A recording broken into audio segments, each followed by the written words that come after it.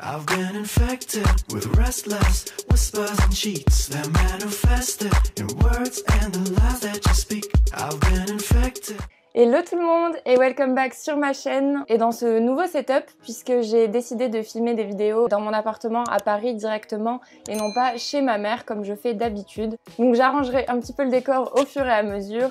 En tout cas, on passe tout de suite à la nouvelle vidéo et cette fois-ci on va parler de l'histoire de Gucci. C'est parti. Guccio Gucci est né en 1881 à Florence, en Italie. Son père déjà travaillait dans le cuir, mais Guccio à la base ne voulait pas devenir lui aussi maroquinier. Au lieu de ça, durant sa jeunesse, il va voyager partout en Europe et travailler en tant que serveur dans des hôtels tels que le Savoy à Londres, qui est un palace où il va s'imprégner justement de cet univers luxueux de la haute société. Et c'est ce raffinement anglais justement qui va l'inspirer pour créer sa propre boutique en Italie en 1921. Une boutique essentiellement de maroquinerie mais également de sellerie pour l'équitation. Dès le début, il s'inspire beaucoup du monde équestre avec le motif du mors de cheval ou encore de l'étrier. Il combine le style raffiné de l'étranger ainsi que le savoir-faire de son pays natal. Ses produits connaissent immédiatement un franc succès et ça va lui permettre de se diversifier un petit peu dans les accessoires. Avec le fascisme en Italie, les matériaux viennent un petit peu à manquer et Guccio va décider d'innover en utilisant justement des matériaux de substitution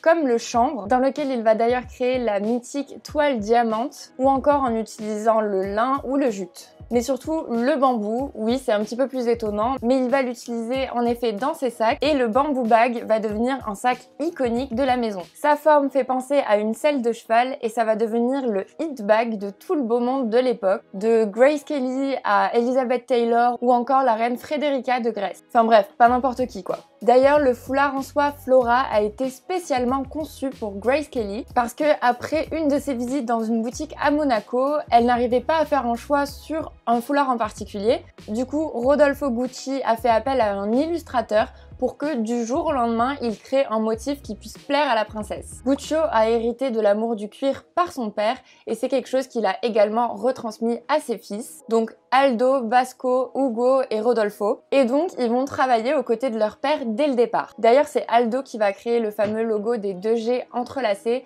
qui représente donc les initiales de Guccio Gucci. C'est aussi lui qui a voulu développer la marque outre-Atlantique et ouvrir des boutiques aux États-Unis. Rodolfo, quant à lui, se concentre plutôt sur l'Italie en ouvrant une autre boutique à Milan et il lance d'ailleurs la fameuse signature verte, rouge et verte qui représente un contre-sanglon. En 1953, le patriarche Guccio décède, mais la marque va continuer de prospérer grâce au fils de ce dernier. Durant ces années, il va y avoir l'apparition de nombreuses pièces iconiques, donc le foulard Flora, on l'a vu, mais également les fameux mocassins à mort de cheval, qui sont également inspirés du milieu équestre. On a également le sac Jacquio, qui tient son nom de sa plus grande admiratrice qui est Jackie Kennedy Onassis. À la base, il me semble que ce sac se nommait le sac Constance, mais qu'il n'avait pas connu un immense succès à sa sortie, jusqu'à ce que, justement, Jackie Kennedy, en 1964, décide d'en acquérir non pas 2, mais 6. Donc vous connaissez la chanson, comme avec le sac Lady Dior avec la princesse Diana, c'est devenu un sac iconique. Gucci va même s'étendre en Asie durant les années 70, jusqu'à connaître un déclin assez inattendu dans les années 80, qui peut s'expliquer notamment par les querelles familiales des Gucci. Parce qu'en fait, Guccio, pensant que ça allait stimuler ses fils, il les avait toujours montés un petit peu les uns contre les autres. Résultat, Aldo et Rodolfo ne pouvaient pas se piffrer et ce fut également le cas pour leurs fils respectifs. Étant l'aîné, c'est Aldo qui avait pris la direction de l'entreprise à la mort de leur père et Rodolfo s'était toujours fait un petit peu plus discret, mais c'est surtout ses enfants qui vont se rebeller contre ceux de Aldo. Je vais pas rentrer dans les détails parce que ce serait digne d'un film de mafieux. D'ailleurs, il me semble qu'il y a un film en cours de production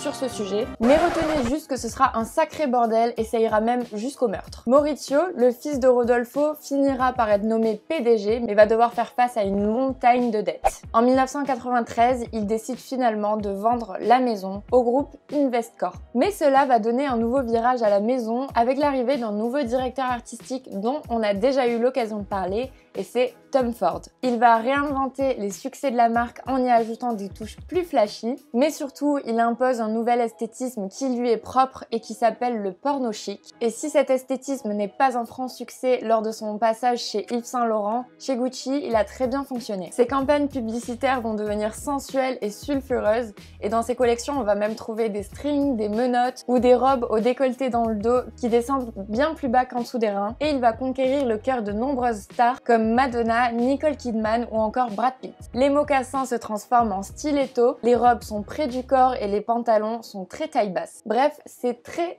caliente. Il quitte la maison en 2004 quand celle-ci est rachetée par le groupe PPR. Il y aura par la suite plusieurs autres directeurs artistiques, mais on va directement passer à Frida Gianni, qui est issue de l'école de mode à Rome et qui a précédemment travaillé pour Fendi. Elle rompt avec le style de Tom Ford et va renouer avec un style chic et élégant. La marque a la volonté de s'imposer sur le marché du luxe et d'attirer une clientèle toujours plus riche, donc pour cela ils vont augmenter les prix.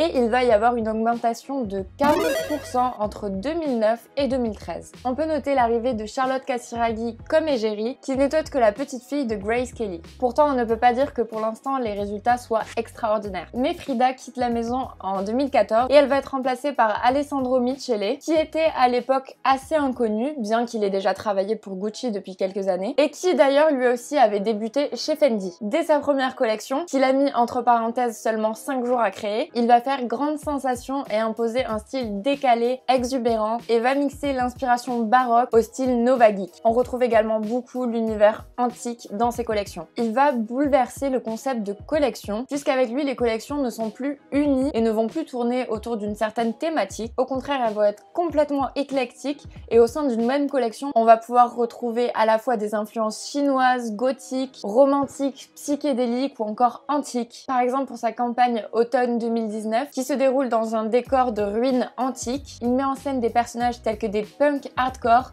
des surfeurs, des bodybuilders ou encore des patineurs. En 2017, il propose un défilé mixte avec des pièces unisexes et des silhouettes assez androgynes. Dans cette volonté de flouter les barrières entre la féminité et la masculinité, on peut noter qu'en 2016, il avait fait défiler le mannequin transgenre Hari Nef. Son univers va complètement rajeunir l'image de la maison et va permettre de toucher une toute nouvelle cible. Il utilise le code des nouvelles technologies et des réseaux sociaux. Par exemple, il a fait la promotion d'une nouvelle collection de montres en utilisant des mèmes sur Instagram et il s'était également essayé à l'ASMR. Pour attirer les jeunes, il a également fallu changer d'égérie car vous vous doutez bien que Jackie Kennedy ou Grace Kelly n'étaient pas vraiment les meilleures images pour attirer les millennials. Et du coup, aujourd'hui, on compte parmi les égéries Rihanna, Harry Styles, mais également la marque a collaboré avec de nombreux rappeurs comme 2 Chainz. C'est un créateur qui ose, notamment en 2017, il avait organisé un défilé croisière à l'abbaye Westminster à Londres, qui est un lieu sacré où sont habituellement couronnés les rois et les reines d'Angleterre. Donc imaginez la tête d'Elisabeth II quand elle a dû entendre parler de ce projet.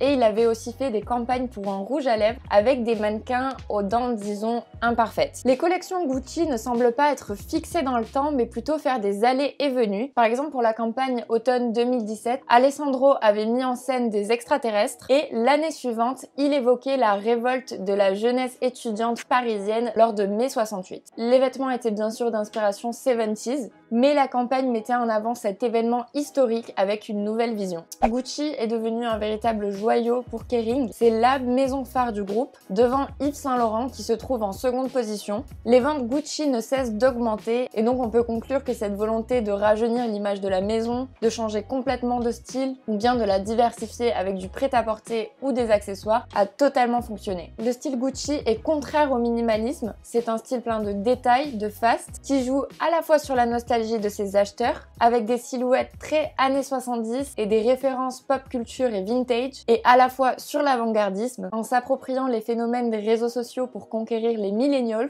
et faire de la maison l'une des plus désirées au monde. Comme pour Versace, ce sont des marques qui s'appuient énormément sur l'univers de l'antique et du baroque, avec la richesse des motifs et des matériaux, s'opposant un peu à l'élégance souvent minimaliste des maisons parisiennes. Voilà, c'est la fin de cette vidéo, j'espère qu'elle vous a plu. Comme d'habitude, vous pouvez laisser un petit pouce bleu et vous abonner. En attendant, je vous dis à très bientôt, bisous!